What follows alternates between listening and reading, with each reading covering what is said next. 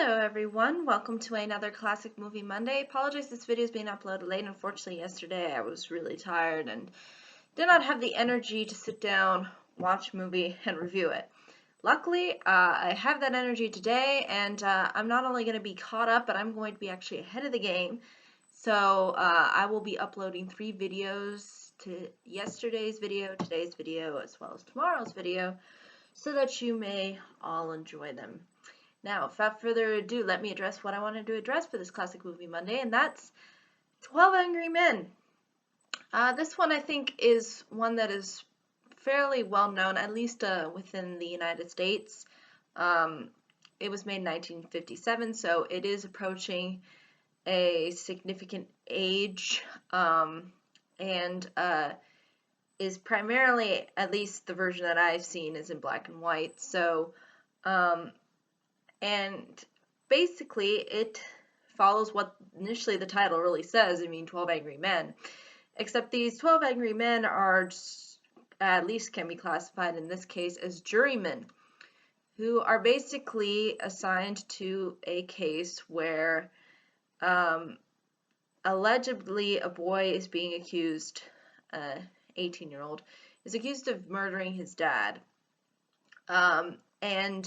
This is a very hot button case, considering the fact that not only is this kid being tried for murder, but he is also, if condemned, he is going to get the electric chair. So in other words, he faces the death penalty. And so all these 12 jurymen are basically throughout the entire film trying to figure out whether this guy is actually guilty or not guilty.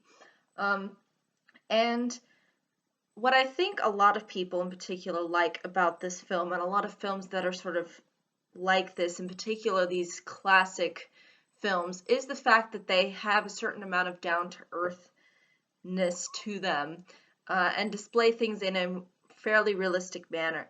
And I can definitely say that that is very prevalent within this film. You feel the characters are actually real, in the sense that you would come to expect the kinds of back and forth and conversations to occur within a jury room as they're sort of debating the whole issue that's presented in front of them.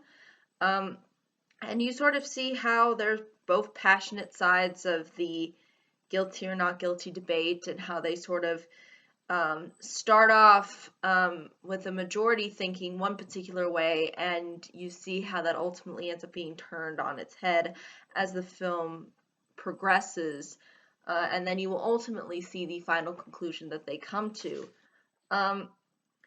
And what's also rather, I think, effective for this film at least, is the fact that it does tell it through the jury's perspective. A lot of these courtroom dramas, in particular crime dramas, like to focus on either the detectives or the lawyers, in particular the trial itself. You rarely see a crime drama that focuses primarily on showcasing the jury. And this film does this, and does it fairly effectively, and probably is one of the standouts when it comes to this kind of a genre for that reason.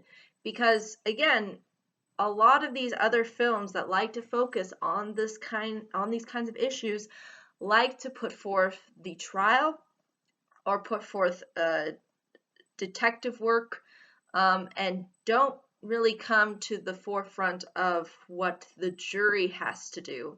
And you really do see the real struggle that the jury has throughout the entire process of trying to figure out a clear, concise consensus. It's definitely something that I think is probably the most difficult aspect of a trial, because the lawyers, I think, have it easier than the jury, because they don't have to really decide. They just present their side of the argument. The jury has to really ultimately, make the hard choice. And I like that it really gives you a perspective on that. And overall, the acting, the whole atmosphere in which the film takes place, I think is overall fairly well done. And again, it obviously does have the more standard film format in that, again, it's not in this grandiose, spectacular world. The entirety of this film takes place within a jury room. So there's no other real scenes technically that are really outside of that whole space. So I think that's also something that's interesting to look at, because we don't really see that from at least a lot of films nowadays, because a lot of the times it's all about more of the spectacle and the theatrics, and here it's just very straightforward. This film could have all been done from just pure theater, because it shows you really how stripped down it is. But ultimately, despite it being stripped down in the format that it is, it still gives off a very interesting and engaging effect, because there's a lot of intelligence behind this film. There's a lot of interesting things that the jurymen go back and forth on. Sometimes I find some of the things that they kind of try to digress onto are not really necessarily all that important. Instead of just kind of sticking to sort of the meat, I guess you could say, of the whole of really what the trial's evidence is really focused on, because there are parts where they imply, well, this could have been a reason, or blah blah blah, but and it goes kind of off on a tangent sometimes. So but that's something that you would expect in a situation like this that they are in. So I think even though the parts of the film that sort of digress, although I did find that's kind of counterproductive, I still found it to be relatively realistic to the circumstances. So overall, this film is very good, to say the least. It's definitely high up there with the critics. A lot of praise has been given to this film over the years.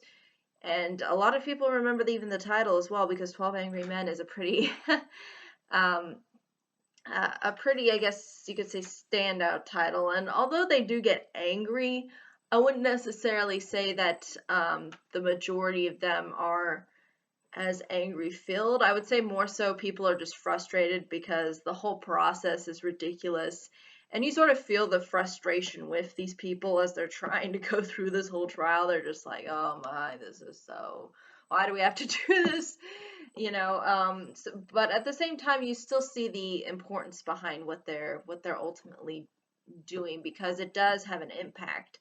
And I think that's something that sometimes we fail to really realize, is that really the jury is the ultimate decider, and really the thing that really determines the impact of law and order, so to speak.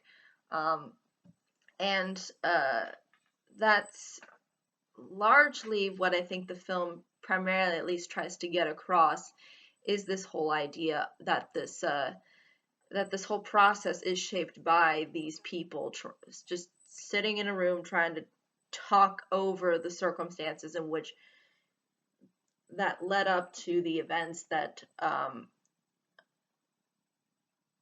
led to one person being accused of a crime. So, in this case, murder.